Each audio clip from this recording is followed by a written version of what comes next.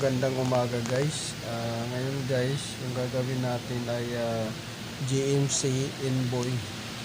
So, yung symptoms nito guys is rough idle, engine vibration, erratic RPM movement, tsaka reduced power or low power. So bago na guys yung ano nito, pinalitan to ng nung nakarang linggo, pinalitan to ng spark plug, pinalitan ng coil. Ngayon binigay sa akin nung manager, bagong manager at saka nung technical.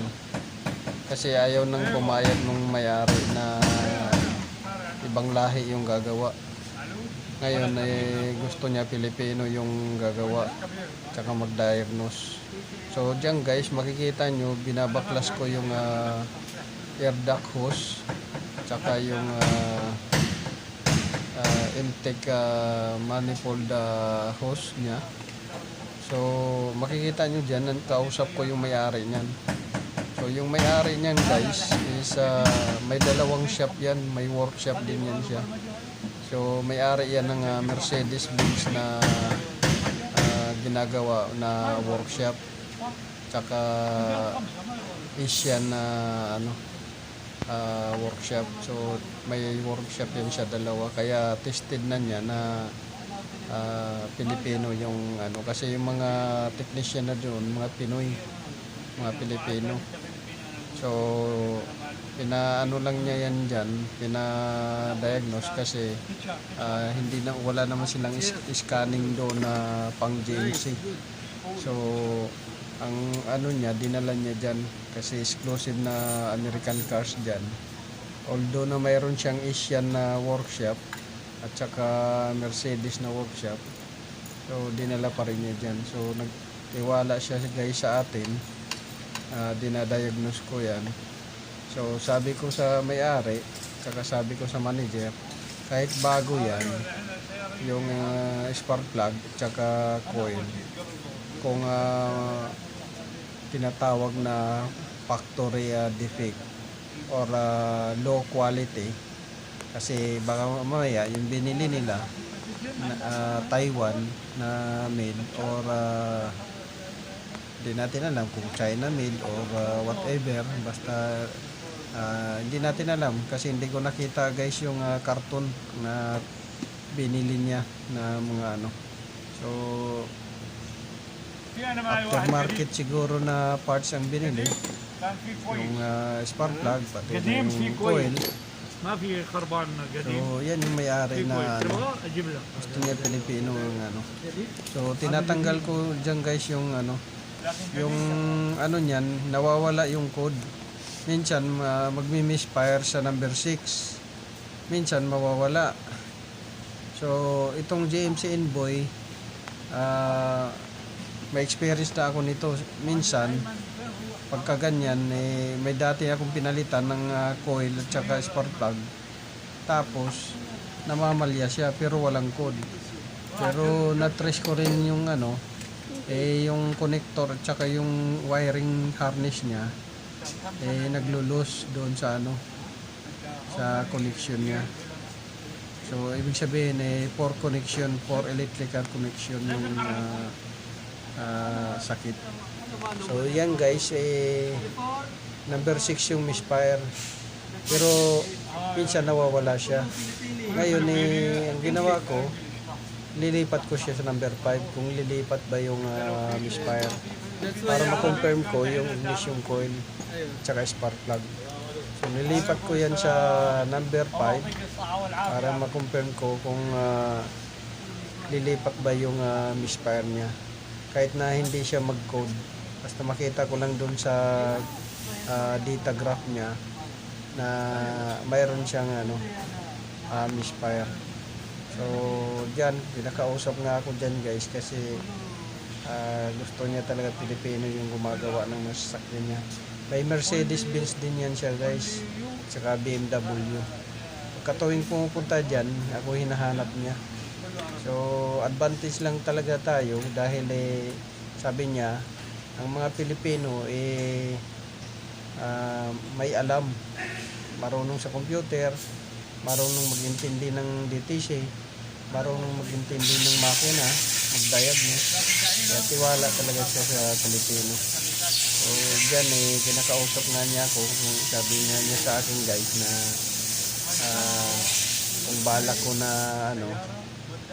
lumipat, natawa na lang ako kasi sabi niya wala nang interview.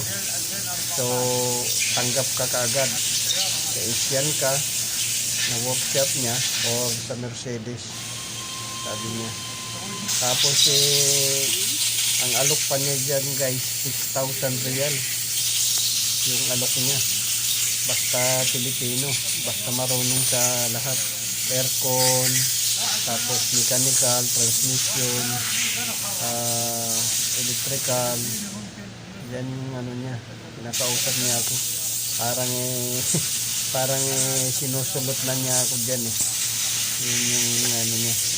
So talagang binigay pa sa akin yung number niya yan sa calling card. Sabi ko pag-isipan ko guys, sabi ko pag-isipan ko sir. So dyan guys, in-trace ko yung niyan, kung anong nangyari. Pero palagay ko kasi dyan failure, internal failure ng coil. Ibig sabihin low quality yung coil, bago. So tingnan natin yung mamaya yung graph niya doon sa computer guys. So antayin lang natin na matapos yung pagbaklas ko dyan para makita nyo kung anong itsura. Yung coil kasi nito guys, may siya, heatsink, may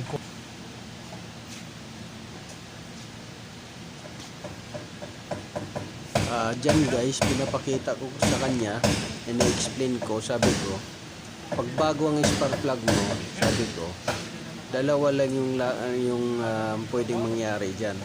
Nasubrahan ng higpit, over tight, nag-crack. So yun yung dahilan ng mag-misfire siya. Pangalawa is yung gap clearance niya. So pagka hindi na check yun, sinalpak lang kaagad, tapos masyadong malapit, malayo yung gap nung spark plug doon sa tip niya. So yun yung magiging dahilan. So dyan guys, makikita nyo bago yung ignition coil. Yan, chine-check ko siya kung may punit yung rubber. Bago rin yung spark plug. Ngayon sabi ko, dalawa lang pwedeng mangyari yun. Low quality yung coil or low quality yung spark plug, sabi ko. So ngayon guys, tinanggal ko yan, number 6 yan. Ililipat ko yan siya doon sa number 5.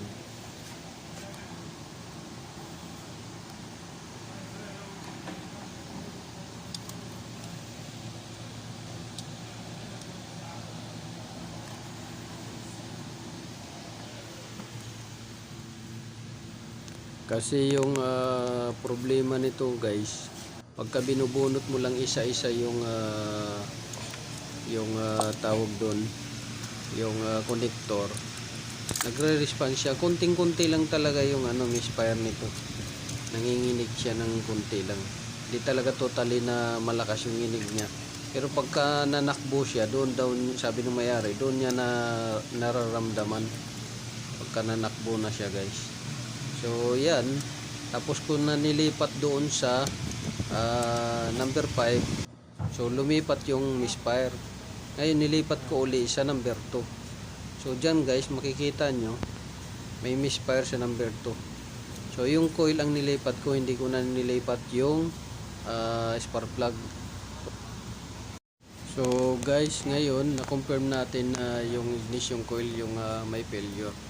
So sana makatulong to sa diagnose ninyo, tsaka may makuha kayong idea. So paki-like, share, subscribe my YouTube channel para sa updated video.